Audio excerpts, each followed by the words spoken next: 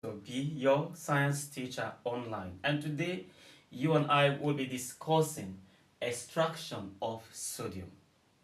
Extraction of sodium. Yeah, welcome to this class, and do not forget that you owe me a duty, and that duty is to ensure that you share this class. And when you share this class, please ensure you tell them to subscribe. Subscription is free, you don't pay for anything. It's just to allow you have these videos pop up as soon as they come up.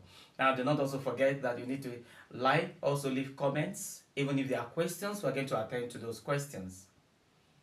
Now, my page is Dr. B Science Classes, okay, and even on Facebook is Dr. B Science Classes. And once you share this class, tell them to follow. All right, now we are going to be talking about extraction of sodium. But what is this sodium? What is this sodium we are talking about? And of what importance is this sodium we are talking about? Now, sodium is a group 1 metal in the periodic table. Remember that the periodic table ranges from group 1 up to group 0. Of course, so the group 0 can also be called group 8. Usually, they are noble gases. Now, sodium is a group 1 element, and as a group 1 element, it means that sodium bears the properties of group 1 with a valence electron, which is 1. Now remember that sodium as a metal is highly a reducing agent. Okay, so sodium is used in most chemical reactions as a reducing agent, unlike the halogens, which are oxidizing agents. So sodium is a metal that show the properties of a reducing what agent. Sodium is highly reactive. So sodium cannot be found as an ordinary metal, cannot be found as a free metal or a free element. No, because it has a very high reactivity. Do you know that when sodium reacts with cold water, it reacts violently? Sodium reacts with cold water violently. If you drop a sodium metal in cold water, it produces sodium hydroxide and enormous hydrogen gas. So it is not advisable for you to try this, not even at home or anywhere. So sodium is highly reactive, so cannot be found as a free metal or a free element, as the case may be. And sodium also have a high reactivity with acid. When sodium metal reacts with dilute acids, usually it gives rise to a salt, and it also gives rise to hydrogen. And that reaction is always explosive, and that is why you are not advised at all to carry out any form of chemical reaction with sodium metal with water or with dilute acid. So because of the high reactivity of sodium as a metal, group 1 metal in the periodic table, sodium is not found as a free metal or element. Usually you can find sodium very easily in salt waters. In the sea you can find sodium as sodium chloride. You can also find sodium in seawater as sodium bromide or sodium iodide. That means that you find sodium as a metal hydride. So it means that sodium can react with halogens to give you hydride. So if that wasn't possible, then you cannot find sodium in seawater existing as sodium chloride, bromide, or even sodium iodide. Remember that bromine, chlorine, and of course iodine are all halogens, the group 7 elements. But away from seawater, you can also find sodium on Earth as rock salt. Rock salt is sodium chloride. So you can still find sodium chloride prime as rock salt on the soil, as the case may be. You can also find it as sodium trioxocarbonate 4, okay? That is sodium carbonate. You can also find it as sodium trioxonitrate 5, that is sodium nitrate. So you can find sodium as either carbonates, you can find them as either nitrate, or even as rock salt, sodium chloride, in the soil, on ground, okay? And you can find them even in the sea as sodium chloride, or even as sodium iodide or sodium bromide.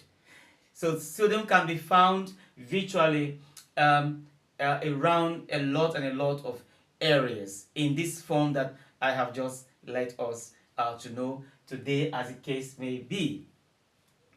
It will be out of place if we are talking about extraction of sodium without talking about what sodium itself is. Sodium is a group 1 element, like I said, and has atomic number 11.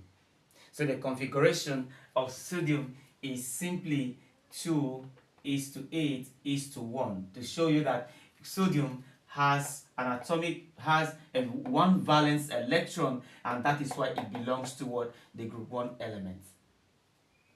And that is also the reason why it is highly reactive, and it is a reducing agent too. Okay, so that is the most we can talk about describing what sodium is. But do you know that sodium, apart from sodium reacting with water violently and reacting with acids explosively, that sodium can also, as it is, be used in different type of areas? That the fact that its reaction is in that way does not mean that sodium doesn't have application. Sodium has some applications, and one of those applications is in the production of some compounds. For example, sodium cyanide. Okay, so sodium cyanide is a very important compound of sodium that is used to produce different things. The same thing with sodium hydroxide, which is a base, okay, that is used in the production of so many things alongside with sodium hydrides. Okay, and then we can go further and look at sodium usage in lamps. Okay, in lamps, I think we have something like sodium vapor lamps. Okay, sodium vapor lamps, and you could see these sodium vapor lamps being used on street lights. Now, most of these street lights you see, that apart from the common type of solar lights that you have today, where they are white lights, most of those street lights I used to see with yellow lights are made from sodium vapor. So sodium vapor lamps are used for street lights, and sodium vapor lamps are also used in the aeroplanes. Okay, so you see that sodium is very important. Apart from that, okay, away from that, sodium can also be used, okay, in different type of areas. If you look at the nuclear plants, for example, sodium is used as a coolant. Okay, in nuclear plants, sodium is used as a coolant. Okay, in nuclear plants. So you can see even in the extraction of rare metals like gold and titanium, sodium is used in extraction of gold and titanium, and this is because of its strong reducing agent tendency or property. So sodium is used for so many things. Now, how do we extract sodium? Now, sodium is extracted using a process which is called the downcell process. The downcell process. And this is a typical diagram of the downcell. And the downcell process makes use primarily of sodium chloride, which is the rock salt. And the process of extracting sodium, which is very reactive, comes with electrolytic method. So if you want to extract sodium, you have to use electrolysis. Remember that the process of electrolysis depends on 3 basic things, and one of those things is that there must be an electrolyte, a conducting medium, which is an electrolyte. There must be electrodes, which must be either a cathode and an anode. Okay, so there must be also a preferential discharge of ions at the end of the day. So electrolysis is one of the major extracting process or procedures that is used for the extraction of sodium metal. Now, if you take a look at the downcell, you'll see that the downcell possesses a graphite anode, which is positive, and also it possesses an ion cathode. So it means that in the extraction of sodium as a metal, you need an anode and also a cathode. And remember, an anode and cathodes are what we call electrodes. Now, this anode for this particular electrolytic method, which is the downcell process of extracting sodium, it requires you to use a graphite anode, and then you use an iron what? Iron cathode. Now the anode is positive and the cathode is negative. Now through this hole, this opening, which you have a hole here, you are going to turn in the fresh salt, which is the sodium chloride salt. Now when you empty the sodium chloride salt, which is coming as a rock salt, remember that electrolysis will always occur where you have a molten electrolyte, okay, or a direct liquid electrolyte. So when you now turn in the sodium chloride through this opening here into the cell, what happens is that you are going to apply a very high electrical process, okay, current into the system, such that it is going to increase the temperature of this system to at least 800 or 801 degrees Celsius. So once this system temperature is raised to about 800 degrees Celsius or 801 degrees Celsius, it is going to melt this sodium chloride to now become in its molten form. Now, in its molten form, it is now considered to be an electrolyte possessing ions, which are the sodium ion and the chloride ion. Now you need to collect them from this process once electrolysis begins inside the downcell. Now for you to collect them, you must make sure that these two ions, which are of course the product of electrolysis, do not interfere with themselves. And in order for them not to interfere with themselves, you need to do what? You need to screen the electrodes from themselves.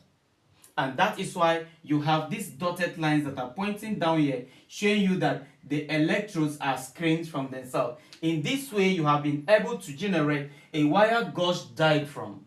The wire gauge diaphragm, which is this and this, protects the content or the product of the electrolyte, which is the sodium that is formed this way and the chlorine that is formed this way, for not to mix.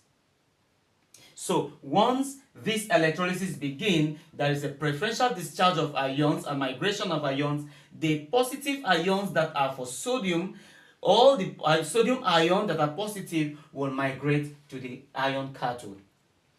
And then all the chloride ions that are negative are going to migrate to the graphite anode. Now, at the ion cathode, where the sodium ion, which is positive, are collected, they will now be transported through the ion pipe to where the sodium ion is being received. While at this side, where you have the chloride ions, which are negatively charged, will now leave through this chamber as a gas and will be collected as chlorine gas. Now this sodium metal collected, received here, will now be further purified. But do not forget that electrolytic method is one of the most reliable purification method where metals can be obtained in their pure forms, at least 98 to 99.9% purity. So the sodium metal will be collected here. Now a typical chamber of the downcell process has all what you are having here. So at the end of the day, you will have this iron box lined with fine bricks housing the entire cell, the entire downcell, so that you do not have interference, okay, of the external environment factors with the internal environment factors, allowing the electrolysis process to go smoothly and well. So that is the way you can extract sodium using the downcell process, which is an electrochemical or electrolytic method. And this is the only way, the only reliable way sodium metal can be obtained, by extraction. I hope that here we have been able to do justice to how a sodium metal can be extracted. We have looked at a few properties of this sodium metal. Do not forget that apart from the fact that sodium is a metal, it is lustrous. Yes, is lustrous. Sodium is very soft, so it's malleable. You can possibly transform sodium to another form, metal to another form, so it's malleable. All right, sodium is lustrous, malleable. It is silvery white in nature. Sodium is also electrically and thermally what? Conductive. Okay, it has a density of about 0.9. Okay, with a melting point that is quite a little bit high, 97 degrees Celsius.